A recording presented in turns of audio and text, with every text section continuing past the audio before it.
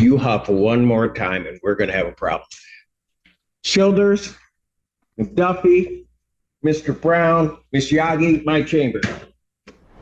Welcome back to the courtroom, where tension runs high, decisions carry real consequences, and one wrong move could change everything. Today's case is one you won't want to miss. We're diving into the legal journey of Samuel Peoples, a man facing felony charges, bond violations, and a courtroom that's losing patience. He's accused of tampering with a tether, but here's the twist. He didn't flee. He cut the tether and stayed put. Was it a cry for help? Was it a cry for help? A mental health breakdown, or a calculated risk?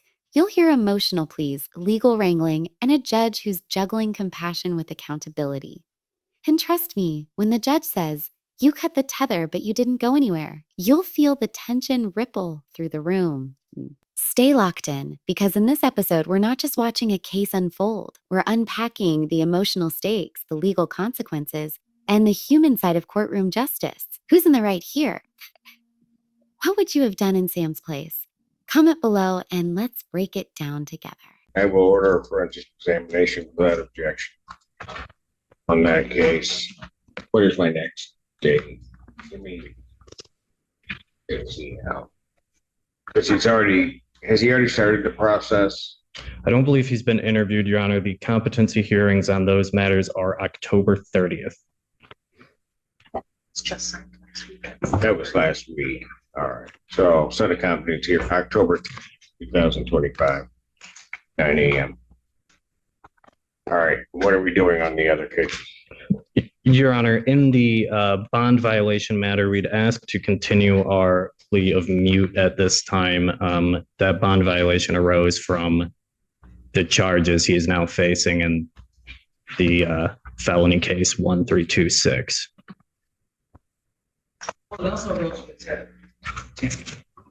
Which is charged as a felony, Your Honor. Sergeant. Ms. McDuffie apprised the court that there is a tether tamper, which gave rise to the bond violation. He has been charged with a felony for tether tampering. So I think at this time He has been? He has, yes, Your Honor. That's the new one. There is an error on the complaint. We are having that amended. It should be a general tamper versus the category that's listed. Yeah, this is wrong. Okay. All right. So we would just ask to continue our plea of mute and continue these cases to the competency hearing on. So is he just going to remain in custody? Your Honor, he's working with a social worker. We are asking, or between now and October 30th, we are hoping to file a written motion. I think something substantive that gives the court a better idea. What's the objection in releasing? I mean, the thing is that as I understand the cut on the tether, he cut the tether, but he didn't go anywhere. Or I'm saying, yeah, worse, he cut the tether. I'm not. But he didn't go anywhere. He was right there when they went to go get him. Let's pause here, because this is a moment loaded with nuance. The defendant admits to cutting the tether, a serious violation, but explains it was triggered by anxiety and claustrophobia. Here's where mental health intersects with the criminal justice system. Now legally tampering with a tether is a felony, but notice the judge's response, not anger, but understanding. He didn't go anywhere, the judge notes. That matters. This isn't just about disobedience. It's about evaluating intent and risk. We're seeing a rare blend of legal obligation and empathy.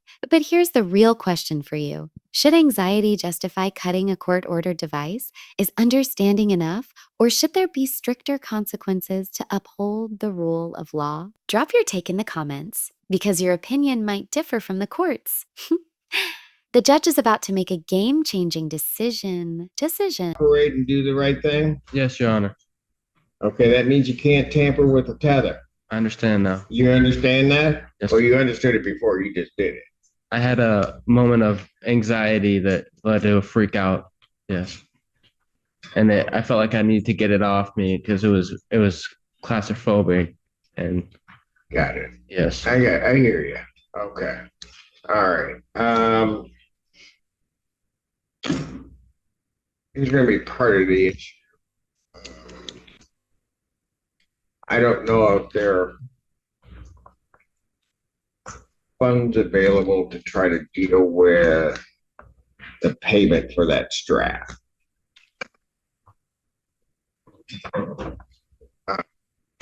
Do you know family-wise whether that's available?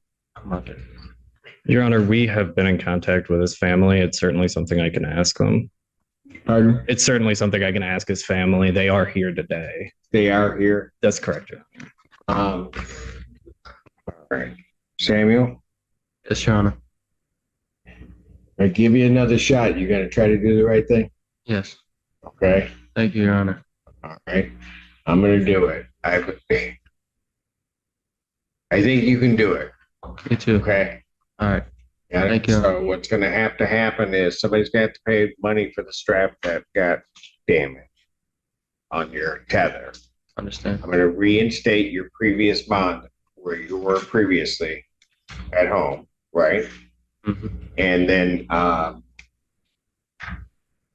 they'll have to do that because you don't have a tether on now, right? That's correct. Okay, so they'll have to fit you with a new one prior to your release. All right. Thank you, Your Honor. Okay, don't let me down. You hear me? Yes.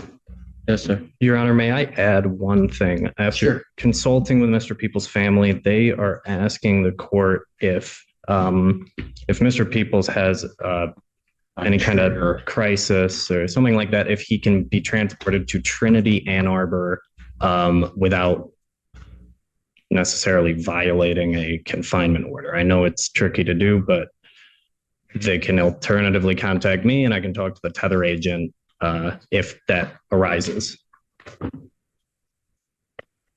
Response? We addressed this, I think, at the last hearing. If Mr. Peoples needed to get seek help at the hospital, that wasn't going to be an issue regardless. He would just they would simply need to notify community corrections of what happened and where they are. And if there were any sorts of deviances from the home confinement zone, I think that was the plan, which was to immediately notify community corrections office, so that the court would be apprised of what was happening. But the tether conditions, I believe, want to remain the same. Actually, what happened last time was the public defender came up on Mr. Peoples' behalf with a communication from CMH and a request, I believe, from his family that they're aware of certain triggering events for Mr. Peoples.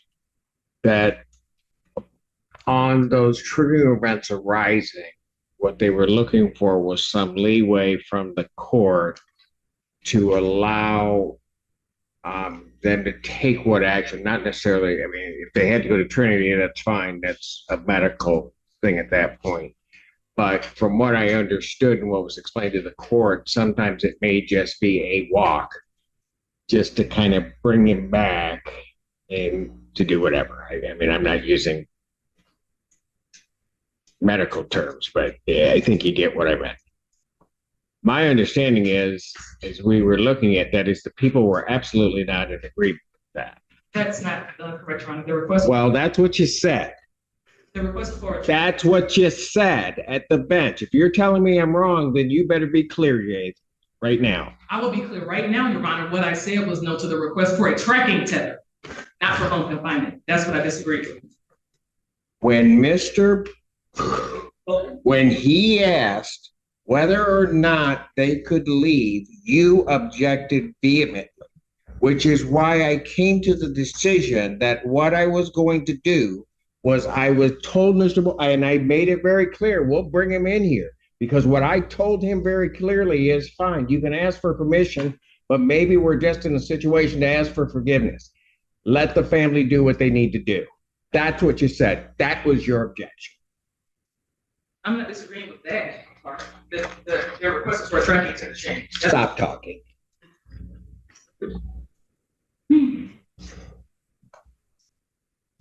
You huff one more time and we're going to have a problem. Childers, McDuffie, Mr. Brown, Miss Yagi, my chamber.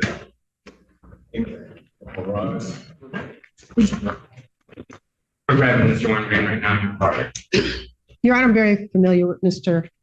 Peoples' case if the court wants to proceed. All right. Ms. Douglas is now here on behalf of the people on this one. So I think we can finish this up. What here's what I'm doing. His new case had $100,000 bond. I'm going to make his bond in his new case match the bond with the conditions in his other case, so that he can be released, because otherwise he would be held on that. He'll be refitted with a tether on, he'll be refitted with a GPS home confinement tether prior to release. My understanding is the family can pay the $175 to community corrections, so they'll get that paid. And all prior conditions are reinstated. And then we need a new date. So when do we? So here's the final gavel drop. Samuel Peoples is being given another chance. The judge matched the bond conditions between his cases, reinstated home confinement, and made arrangements for a new tether, all while navigating the delicate balance of legal enforcement and mental health considerations. The ruling highlights a powerful tension. When the system chooses rehabilitation over punishment, the judge's final words, "Don't let me down." And that says it all. This isn't just about legal compliance. It's about trust. And this case reminds us that behind every courtroom drama are lives, struggles, and second chances. If you found this case as shocking as we did, make sure to hit that like button, share your thoughts in the comments, and don't forget to subscribe for more jaw-dropping courtroom breakdowns. Justice isn't just black and white, and we're here to cover every shade.